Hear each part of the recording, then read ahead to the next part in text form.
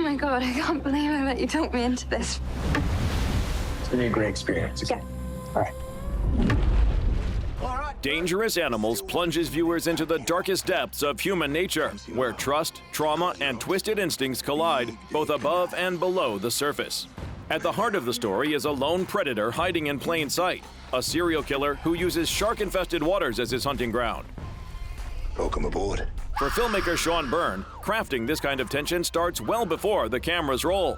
Well, I have to know who the characters are, what's got them to this moment in the story where it begins, and that's where the conversations start with the actors. So I always do character breakdowns and breakdowns for every head of department, and then when you work with really great people, that's just the way in, and they kind of elevate it and fill it with their own lifeblood.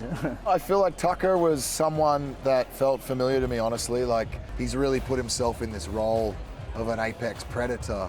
But I think really at the center of that is just like a wounded child, you know, with some major abandonment issues. And he's clearly damaged. I don't know, he was someone I felt like I could see and feel. And once you do that and then you start slapping that costume on and give yourself a terrible haircut and gain some weight, drink a lot of beer, just started feeling like a wharfie, like a guy that hangs out in the marina.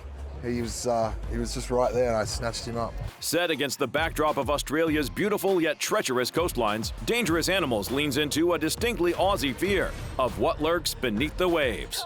Australia's sort of synonymous with all these scary creatures that are either, you know, under rocks or in the bush, or it's the spiders or the snakes or whatever, and sharks kind of fall into that category. And some people talk about they'd never want to swim in Australia for that reason already. It does a wonderful job of like, falling into that and playing up to some of those themes and those tropes.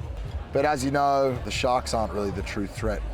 They're more of something that's been deployed by him to carry out his thing. And the scariest, creature in that film is actually, on land. Right, places, please. And action. To bring the film to life, the cast and crew had to venture far outside their own comfort zones. As the production pushed into night shoots and open water, the danger on screen sometimes blurred with real-life thrills.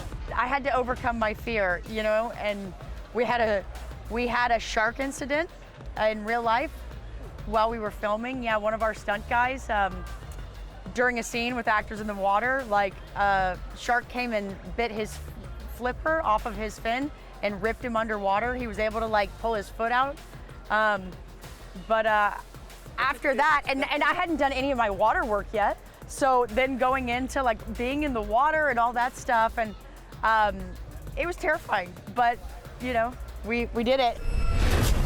For director Sean, horror is more than just scares. But what I love the most about the horror genre is it exists in that moment between life and death, and that's just so intense. It's the most intense of all the genres, and if you can get the audience to care about the characters, then theoretically drama can't get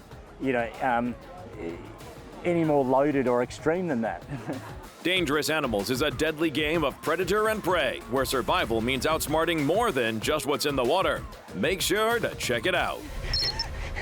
Oh, come on, don't be like that. This is your time to shine.